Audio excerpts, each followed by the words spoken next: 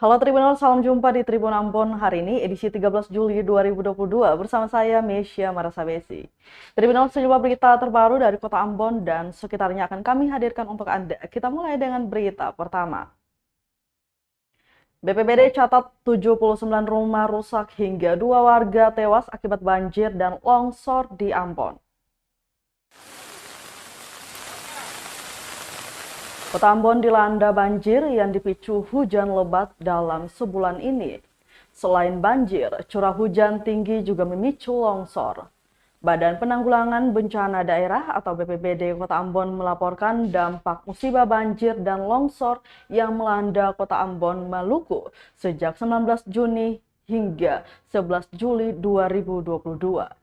Kepala BPBD Kota Ambon, Demi Pais, mengatakan rumah warga dan fasilitas umum rusak akibat banjir dan longsor di Kota Ambon selama 2 pekan terakhir. BPBD mencatat 79 rumah warga dan 1 jembatan rusak akibat banjir dan longsor. Banjir dan longsor di Ambon berdampak langsung kepada 1.153 kepala keluarga atau KK di 5 kecamatan di Ambon. Akibatnya 4.706 warga terpaksa mengungsi. Menurut Demi, titik banjir di Kota Ambon tersebar di 20 titik yang mengakibatkan 831 rumah warga terendam banjir. Sedangkan musibah longsor tersebar di 157 titik di Kota Ambon.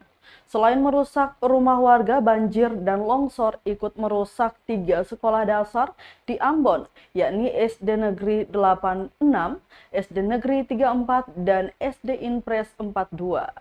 Sementara itu terdapat 2 orang tewas dan 5 terluka akibat banjir serta longsor di Ambon. Sebanyak 2 orang meninggal bernama Frento Palijama berusia 7 tahun dan Ikhwan Jekta berusia 4 tahun. Saat disinggung soal kerugian yang ditimbulkan akibat musibah banjir dan tanah longsor di Ambon, Demi Pais mengaku bukan kewenangan BPBD. Bapak Yudo rusak. Bapak Yudo sudah hancur. Ih, paling kuat di air.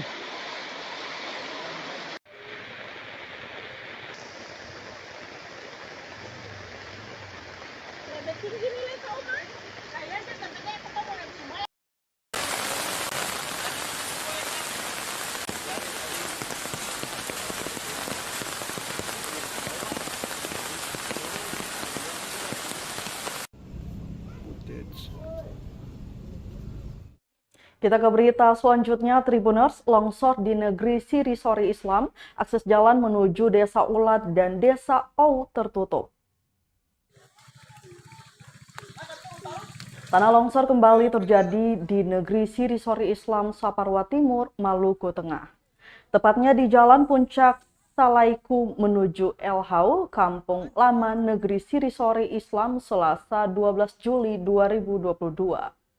Beruntung bencana tersebut jauh dari pemukiman warga.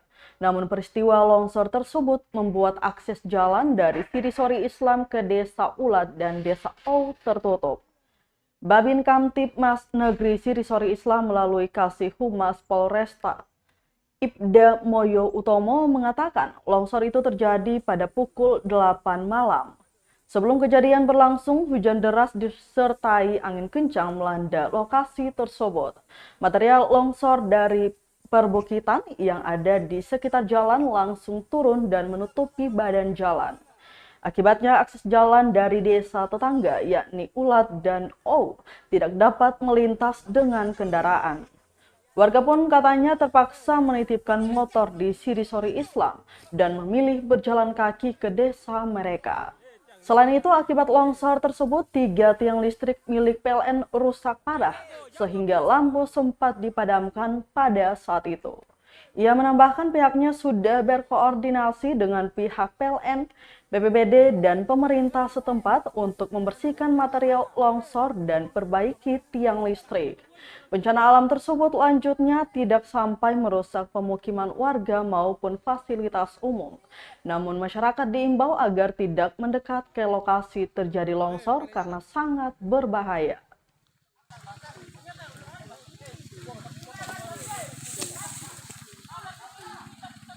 hancur.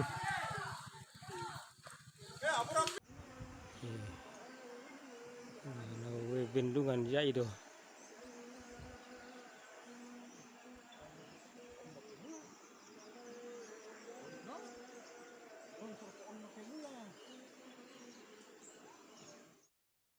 Tinjau korban bencana di Ambon, Watimena pastikan biaya perawatan medis ditanggung pemerintah.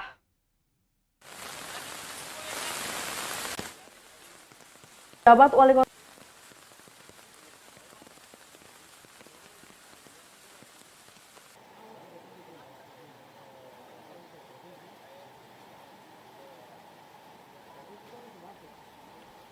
Penjabat Wali Kota Ambon, Bodewin Watimena memastikan seluruh biaya perawatan medis korban bencana longsor, banjir maupun pohon tumbang ditanggung pemerintah.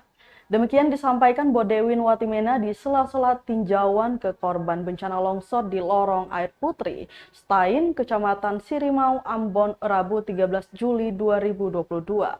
Tak hanya biaya medis, namun tempat mengungsi bagi korban bencana longsor dan banjir pun akan difasilitasi.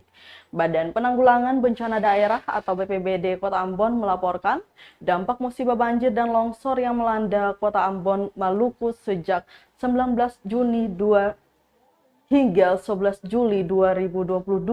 Untuk diketahui, BPBD Kota Ambon per Selasa 12 Juli 2022 mencatat 79 rumah warga dan 1 jembatan rusak akibat banjir dan longsor selama 2 pekan terakhir akibat diguyur hujan lebat.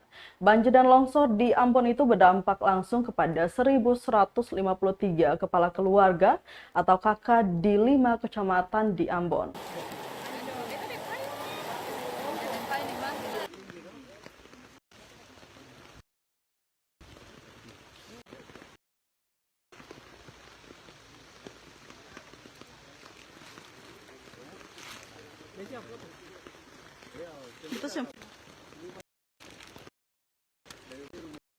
Kita melakukan penanganan tanggap darurat. Tanggap darurat itu yaitu kalau ada yang mengungsi kita fasilitasi untuk mengungsi.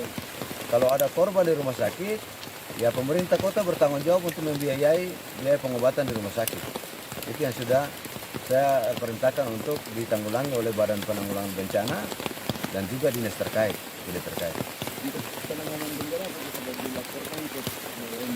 Sudah, data telah kita rekap dan memang secara berjenjang akan kita laporkan ke BNPB Provinsi dan BNPN, Badan Penanggulangan Bencana Nasional.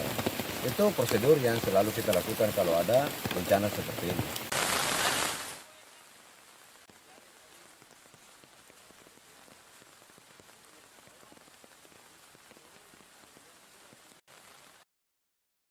Pemkot Ambon pertimbangkan relokasi rumah warga korban longsor di Ambon.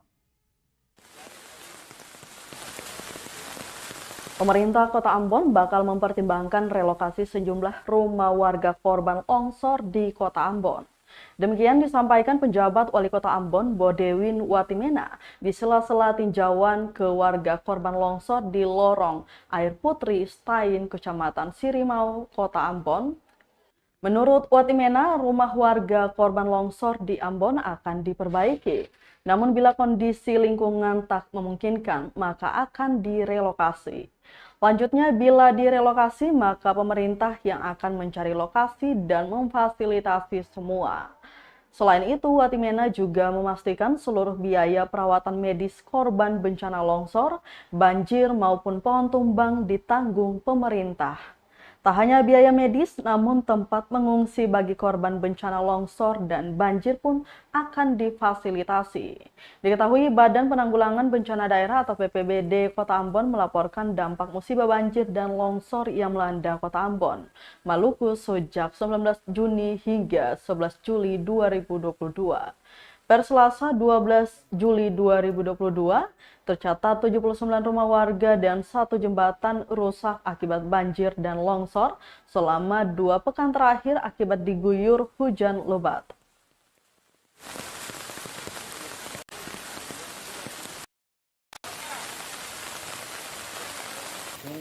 Kita melakukan kunjungan untuk melihat lokasi-lokasi bencana. Ada berapa titik Pak Yang tadi kita, kalau bencana datanya sudah ada di BNPB, sekian banyak titik dengan sekian banyak korban dan juga masyarakat yang mengungsi. Tetapi yang kita lakukan peninjauan di hari ini kita ada 5 titik ya yang kita sudah dari pagi tadi. Pak, tapi kalau misalkan tadi mau direlokasi, apakah sudah ada tempat yang disediakan Pak? Ya tentu kalau pemerintah kota mengambil kebijakan untuk relokasi, pasti kita akan carikan tempat dan membangun rumah. Nah, seperti itu ya. Untuk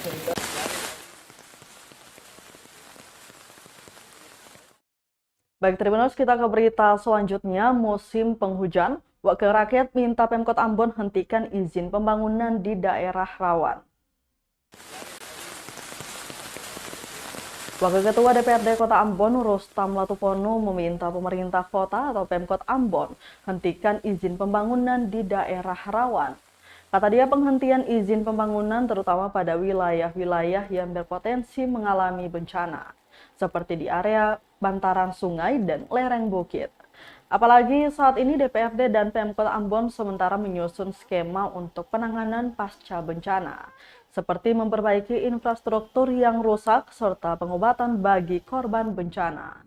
Diberitakan pemerintah kota atau Pemkot Ambon bersama DPRD setempat meninjau lokasi terdampak bencana Rabu 13 Juli 2022. Beberapa lokasi terdampak bencana yang ditinjau yakni pada kawasan Skip, Iyayen, dan Batu Merah, Kecamatan Sirimau, Kota Ambon, di mana ada beberapa rumah warga yang tertimbun longsor maupun ambruk. Mudah-mudahan setelah seluruh kunjungan ini rampung, kita akan bicarakan secara internal di Komisi 1, lalu langkah-langkah penanganannya seperti apa ke depan. Nah, yang paling penting sebenarnya masyarakat yang tinggal di lereng-lereng bukit itu sudah harus mengantisipasi sebelum bencana itu datang. Dan ke depan harusnya dinas-dinas teknis tidak boleh mengeluarkan izin-izin membangun di wilayah-wilayah yang rawan bencana.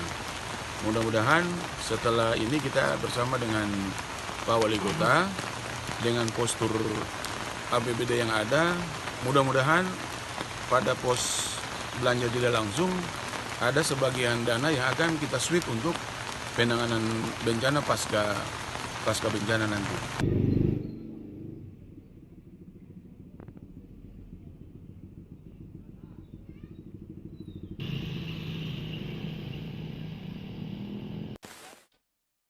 Cuaca buruk, jadwal keberangkatan kapal tujuan Pulau Buru kembali ditunda. Jadwal keberangkatan 2 kapal tujuan Pulau Buru Maluku kembali ditunda, yakni kapal cepat ekspres Bahari 1E dan Elizabeth 2 tujuan Ambon Namlea dan Namrole. KPH Keselamatan Berlayar KSOP Ambon, Manson Sitio menerangkan penundaan terjadi lantaran adanya cuaca ekstrim. Manson menambahkan untuk kapal Elizabeth II ini rencananya akan diberangkatkan besok, namun cuaca buruk seperti ini, sehingga keberangkatannya juga ditunda. Lantaran BMKB Maritim Ambon sudah mengeluarkan peringatan dini hingga Kamis 14 Juli 2022 besok. Sementara untuk kapal cepat tujuan Tenggara sudah hampir sebulan ini ditunda keberangkatannya. Lanjutnya, kapal Pelni atau feri tujuan Namlea tetap berlayar karena ukuran volume JT sudah mencapai 1.000. KSOP Ambon juga mengimbau kepada kapal nelayan agar jangan dulu melaut karena cuaca sedang tidak bersahabat.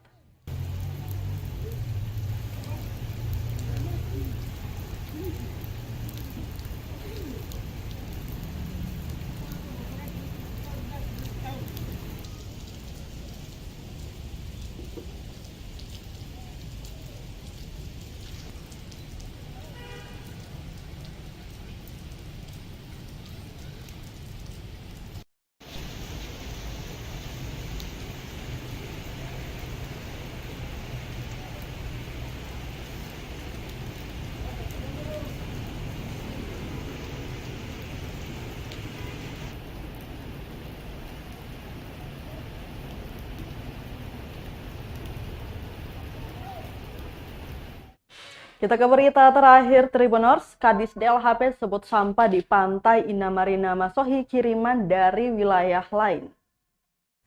Seperti yang tampak di monitor Anda, Tribuners. Tumpukan sampah di pojokan tembok Dulang Patita, Pantai Indah Marina, Kota Masohi, Maluku Tengah, dipastikan akan diangkut.